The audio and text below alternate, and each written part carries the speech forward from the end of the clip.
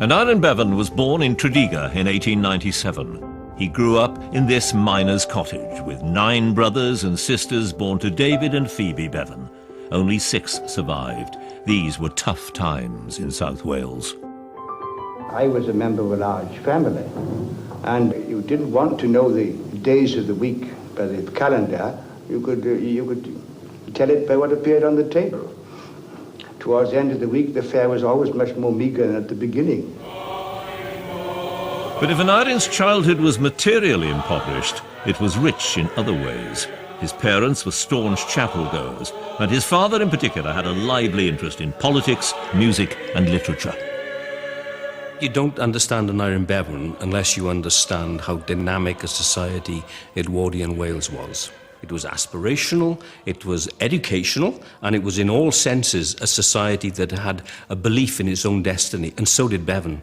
He was so deeply shaped by his Tredegar, his working class roots, and of course he also had that Methodist upbringing. I guess you could say he was drinking deeply of the kind of 2 great wellsprings of Labour politics. Aneurin went to Sir Howie's school, but he was not happy there. He was left-handed, he had a stammer, and he was picked on by his headmaster. He got into trouble. His worst trouble with his headmaster was not about himself. It was when the headmaster was sneering at another little boy who couldn't come to school that day because his brother was wearing the shoes. And Nye, all his life, just automatically defended the weak and the defenceless. He threw an inkwell at the headmaster. Aneurin found his real education outside school. Some of the most vivid hours of my life. I remember reading at home the books I used to get from the library. I used to go down there 3 times a week and went home loaded with books. I was able to obtain rather a larger number of books than most of the others because I was a member of a large family and I used to use their names to get a lot of books for myself. When he was 13, he followed in his father's footsteps and went down the mine. The South Wales coalfield, which provided work for 200,000 men in more than 600 pits, was a hotbed of union activity. Bevan was politically active from the off. At 19, he became the youngest lodge chairman in the history of the South Wales Miners' Federation. At 21, he won a scholarship to the Central Labour College in London, a training ground for the most promising young trade unionists. When he returned to Tredegar in 1921, the Miners' Federation had been weakened by a failed strike, and Bevan spent most of the next 5 years out of work. It was during this period that he met Archie Lush. Lush, who was also on the dole, was to play a key role in Bevan's life. He was always talking in the streets, you know. He had a sort of Socratic method of teaching with a crowd of chaps around him. And I listened to this fellow, and suddenly I began to realise that I was not unemployed because of the failure of this little fella Archie Lush, but because society had failed. I was prepared to fight capitalist society from that moment on. And from then on, we became very close and very intimate. Lush became Bevan's right-hand man. Together, they vowed to transform Tredegar. At that time, it was a company town, dominated by the Tredegar Iron and Coal Company. Bevan gathered around him a handful of like-minded young men dedicated to breaking the company's stranglehold on public life. They called themselves the Query Club. Packing meetings with their own supporters, the members of this radical cell got themselves elected onto the board of the Working Men's Institute and onto the Urban District Council. They didn't wake up to the fact that we were gradually filching power away from them for quite a time. And by then we were in power. In council meetings, the members of the Query Club employed covert methods of communication to coordinate their actions. If Aneurin did this, we took no notice of what he was saying. That was intended to deceive the meeting. But if Aneurin did the Gladstonian pose, from then on we drafted the resolution in those terms. In 1926, when the miners' fight to preserve their pay and conditions led to the general strike, Bevan coordinated the strikers in Tredegar. The strike collapsed, and the miners were locked out for 7 months. Bevan helped organise the soup kitchens that fed their families. The failure of the general strike helped convince Bevan that parliamentary politics might offer a quicker route to power than trade unionism. Bevan and the Query Club had already infiltrated Tredegar's district council. They now had a new target in their sights. We felt, you know, that we ought to have control of schools and education in Tredegar. And we had to put Aneurin on the county council. His answer was that we sent him down there to look for more power, and when he got there he found there was no more there than in the urban district council. So the only one thing to do now is push him on to Parliament, which we proceeded to do as rapidly as we could. But first, the Query Club would have to deal with Ebbw Vale's sitting Labour MP, Evan Davies, a politician of the old school who'd become complacent about his position. They get rid of him. I mean, they do all kinds of tricks. If there is a Watergate in South Wales, it is how Bevan becomes elected as an MP. The Query Club fixed it for him. And I mean fixed it. With that help, Bevan beat Evan Davies and became the preferred parliamentary candidate of the Miners' Federation. In 1929, at the age of 31, he was elected Member of Parliament for Ebbw Vale. I said, well, what are these really top people like that you meet in Parliament now? And his answer was simple and straightforward. It's extraordinary by how ordinary these extraordinary fellas are when you meet them. Well, that meant that we could encompass even those people. At Westminster, Bevan immediately made a big impression on the House. The greatest Welsh politician of the day, of course, was David Lloyd George. And what does Bevan do? He attacks him straight away. Bevan's maiden speech goes, if you like, right for the jugular. This is my fellow countryman. This is my compatriot. And what is he about? Ultimately, he's about defending the interests, not of the working classes, where I'm coming from, but the interests of the bosses, of the capitalists, of the plutocrats. And so from the beginning, this is naked stuff. To become the outstanding public speaker that he was, he'd had to overcome the handicap of his stammer, and he'd done that wandering the hills above Tredegar. Aneurin made some wonderful speeches up here, and the only people who listened to him were the sheep. I used to always judge as to how effective it would be by the number of sheep who ran away when he started speaking. Bevan was not a great platform orator in the sense of some Mussolini, in that very rather light voice, rather strange voice coming from this big man. It's the first time in my lifetime that we have had a Tory government in Great Britain without having had mass unemployment at the same time. Bevan is about being sarcastic, he's about being intellectual, argumentative. He is a master of the barb, of the visceral shot across the bows into the guts. I think it suited him, you know, the face-to-face debate. No one dealt with hecklers better than Aneurin. I remember one fella heckling him, and like a flash, he came back the riposte at once, you know.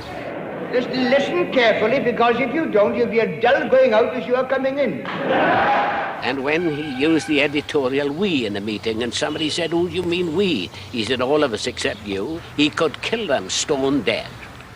He used to argue that in order to destroy an opponent, the best thing to do was to pick not the weakest part of his speech, but the strongest part, because if you could knock out the strongest part, you could destroy it altogether. It was so logically perfect. It was more like a Greek philosophical essay where each point led inescapably to the next, until at the end you realize you're being carried into a conclusion that you just couldn't avoid. Bevan flourished during his first term in Parliament, but by the early 1930s the Labour government, led by Ramsay MacDonald, was in deep trouble. MacDonald and the Labour government of 29 were so unlucky because they came into power at exactly the moment when the world economy was tanking. The Wall Street crash happens in 1929, there's a banking crisis across Europe, and they're completely blown off course. They don't get the chance to put any of their policies really into operation. MacDonald and a couple of the other big Labour figures actually went into coalition with the Tories and the Liberals and the national government. And for somebody like Bevan, that experience is absolutely foundational. What it proved was that, you know, the party kind of hierarchy can never be trusted. During this turbulent time, Bevan met a fellow MP who would become a key figure in his life. Jenny Lee, a miner's daughter from Fife and the youngest member of the House of Commons. First day I met him, he was standing on the terrace. He was dressed with a black coat and striped trousers and laughing very loudly, and I thought, what a horror. What Jenny didn't know was that it was Bevan's mother who'd bought his outfit for him at Tredegar Co-op. In truth, they were a well-matched couple. They were both coal miners' children who shared a love of the arts and a passionate belief in socialism. In 1934, they were married at Holborn Register Office.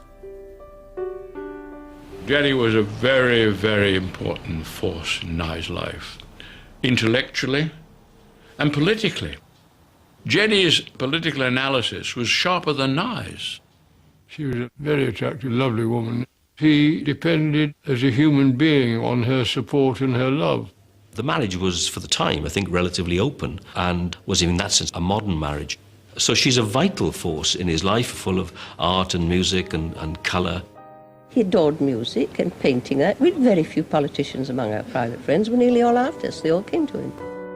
Aneurin and Jenny's bohemian friends and their taste for the good life earned them a reputation as Bollinger Bolsheviks. But the good times were about to come to an end. The outbreak of the Second World War, which saw Labour join the Conservatives in a wartime coalition government, proved a defining moment in Bevan's career. It's the Second World War that really sees Bevan emerge onto the national stage. Effective opposition is limited to those few people who will stand out and speak, for example, for civil liberties, and who will speak against the strategy of the war. He's very fierce against Churchill and against what he sees as the kind of aristocratic elite that are running the British Army. Churchill calls him a squalid nuisance because he gets under Churchill's skin. He has the intellect, the skill, the mastery of the house to be this constant burr. You know, it's very risky to be criticising the national war effort at a time of sort of supreme national emergency. And I think at the time, what it probably suggested to people was that there was an element of unreliability in Bevan. Yeah, if you're all rowing one way and there's one man who's rowing the other, that's not necessarily an ideal recipe for government. The question of Bevan's fitness for government was thrown into sharp relief when, at the end of the war, Labour swept to victory in the 1945 general election. This great victory shows that the country is ready for a new policy to face new world conditions, that it believes that Labour has the right policy and also has the men to carry it out. In a move that surprised many, Prime Minister Clement Attlee named Bevan as one of those men when he made him Minister of Health and Housing. What Attlee obviously saw was that it would be better to have Bevan within the government, as they say, you know, inside the tent, relieving himself outwards rather than outside urinating onto the tent. But I think Attlee recognised that there's all this pent-up energy and enthusiasm, and if you can really channel that, which they do, then you can have something tremendous at the end of it. Bevan was tasked with the enormous challenge of creating a new national health service. Healthcare in Britain at that time was a patchy affair, provided by a mixture of insurance companies, local councils, and cash-strapped charitable hospitals. For the poorest, falling ill could be a financial disaster. But in Tredegar, workers had established a medical aid society which provided free healthcare in return for a subscription from its members. Taking this model as his inspiration, Bevan set out to Tredegarise Britain. As a minister, Bevan is, quite frankly, spectacular. He goes for a national health service, free at the point of delivery and excellent wherever it's offered. And he does so in the face of enormous opposition from the British Medical Association. It's the GPs, more than anybody else, I mean, who saw their profession as something that Bevan was interfering with. And the resentment was the resentment of professional people who felt that, you know, they were being turned into servants of the state. I can tell you that the medical profession is red in tooth and claw when it comes to opposing a Labour minister doing something they are frightened of. Bevan overcame the opposition of the medical establishment through a strategy of divide and conquer. He courted the influential Royal College of Physicians and agreed to some of their demands. Bevan, almost by his sheer force of charisma and by dedication and effort, gets the consultants to agree to the foundation of the NHS. Sure, he had to make a few compromises along the way. You know, private practice still goes on. You have sort of pay beds in hospitals and things. He famously said he stuffed their mouths with gold. And once he'd got the Harley Streets and the Wimpole Streets of this world into the scheme, The opposition in the main was defeated. What made Bevan effective, what made him matter, was that he tempered the idealism with a kind of pragmatic attention to detail and an ability to get things done. And I think that's his greatness, really, that he doesn't lose the crusading zeal, but he's able to put it into practice and to make the little compromises that, frankly, you have to do if you want to get anything achieved. On July 5th, the new National Health Service starts. The scale of Bevan's achievement would be made clear on the 5th of July 1948, the day the new National Health Service was launched. But Bevan chose the eve of that launch to make the most controversial speech of his career. In a public meeting at Manchester, he contrasted the new health service with the social injustices he'd witnessed in the Tredegar of his youth. In his words, "No amount of cajolery can eradicate from my heart a deep, burning hatred for the Tory party that inflicted those bitter experiences on me. So far as I am concerned, they are lower than vermin." He was not talking about the ordinary Conservative voter. He was thinking of those days in the Welsh Valley when people were starving, the unemployment. His father died in his arms of pneumoconiosis. He remembered the humiliation of good people that he'd loved. Now that was the vermin that Nye was talking about. Bevan's speech caused uproar in the national press. This was appreciated by Conservative Central Office. They founded a thing called the Vermin Club. You wore in your buttonhole a sort of caterpillar. And I think it won us thousands of votes. It was a silly thing to do because that sort of rudeness about your political opponents antagonises people who aren't particularly interested in politics, and often antagonises even your own party. The speech earned Bevan a sharp rebuke from the Prime Minister, Clement Attlee. There's a kind of slightly self-destructive element to Bevan. He can't stop himself showing that he's the bad boy, that he hasn't just become another establishment figure. But Bevan, in the late 1940s, he's not that far away from the Labour leadership. He really incarnates the soul of the Labour movement. And it's almost as though there's a little death wish there. Bevan's NHS turned out to be something of a bureaucratic behemoth, and the money that had been set aside to finance it was woefully inadequate. When we had this discussion before in the Cabinet about this matter, there were some of my comrades who suggested that perhaps we might meet the increased cost of a National Health Service by making a contribution from the insurance fund, which had then grown to enormous proportions. Well, of course, the Treasury had to tell us there's no fund. It's just an actuarial fiction. In his 1951 budget, the Labour Chancellor Hugh Gaitskell diverted money from the NHS to fund a national rearmament programme. He did it by introducing prescription charges for glasses and dentures. This was a step too far for Bevan. The resignation of Mr. Bevan as a result of his opposition to the budget, and in particular... For Bevan, the principle of the health service being free at the point of delivery was crucial. It wasn't something that he was prepared to compromise about, and for him it was the DNA, the watermark, if you like, of that Labour government. For Bevan, it was personal as well as political. Bevan resents the fact that Gaitskell as Chancellor is the kind of coming man. And I think he's had enough by 1951 of the kind of compromises of office. He wants to flounce out. And I think that's the great tragedy, really, of his career. That if he'd stayed in and if he had worked with Gaitskell and with Attlee, then Labour would have been far more effective. They didn't need to lose power in 1951. But lose they did. In 1951, Winston Churchill re-entered number 10 and Labour were cast out into opposition. Bevan became the standard-bearer for the left wing of the party. A group of disciples gathered around him, calling themselves the Bevanites. There were 3 or 4 who were completely dedicated to him and hung on his words as though he were one of the great prophets, and they supported him right or wrong. The Bevanites attacked the right wing of the party in the shape of Hugh Gaitskell and the trade union leaders who supported him. Why is it that your group has been so free in denigrating personalities among the trade union leaders? This is a mere repetition of newspaper headlines. Not at all. Where has Not been the at all. denigration? Well, the latest example was the criticism of Lincoln Evans for accepting the knighthood. Do you concur with that attack? Now, you have been very naughty, as you know. You must not try and inveigle me into making personal attacks on my colleagues. Your group has not been nearly as coy as that. This perpetual sniping and conflict within the party brought out the worst aspects of Bevan's character. Well, Bevan was a great man, no question. And like a lot of great men, he was a bit of a bastard.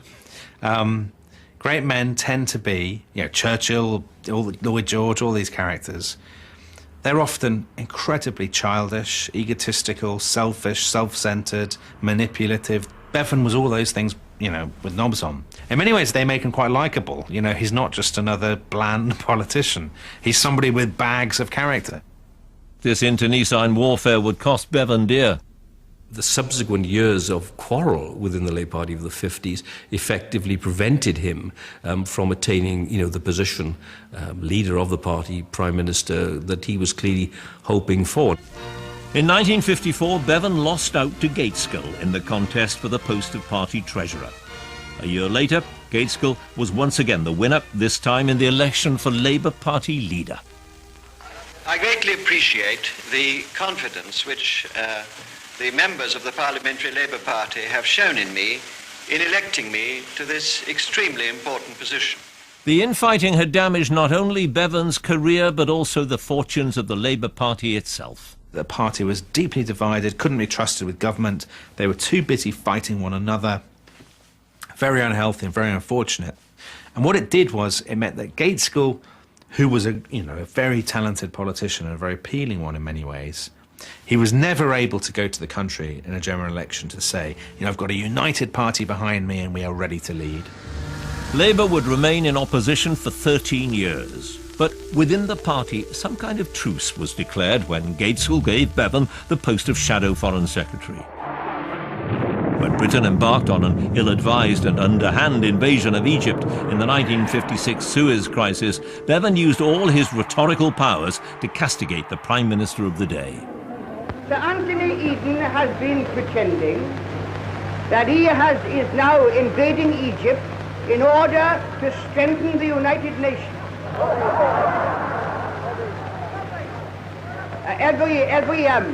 Every burglar, of course, could say the same thing.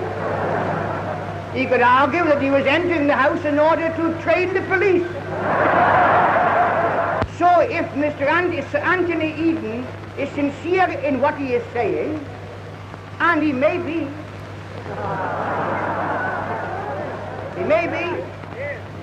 then if he is sincere in what he is saying, then he is too stupid to be a Prime Minister.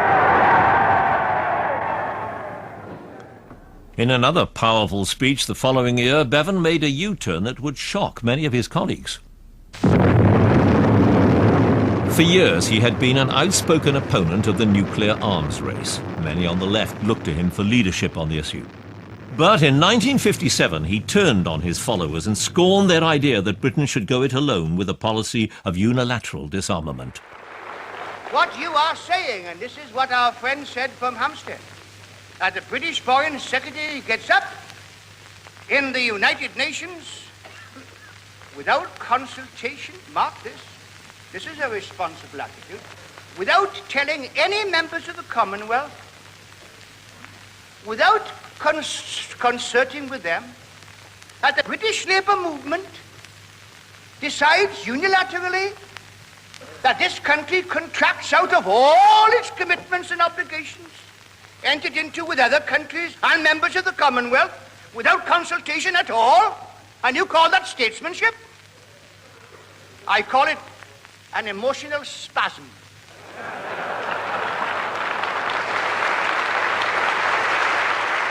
Bevan's dismissal of unilateral disarmament alienated some of his closest allies in the party. It was a misty morning on the day of decision when early voters went along to do their duty. 2 years later, Labour suffered its third successive defeat in the 1959 general election. Labour in general, Bevan in particular, seemed out of touch with the mood of the country. He's steeped in all the great debates of the 20s and 30s. And in the 50s, actually, all of that is beginning to feel really dated. The 50s is the age of Cliff Richard, the affluent society. And against that background, Bevan just feels a bit old-fashioned. And he famously goes to the Labour Party conference at the end of the decade and denounces the affluent society. People, as he sees it, have turned their backs on the great crusade for socialist equality, basically because they want a better car. What message are we going to send to the rest of the world?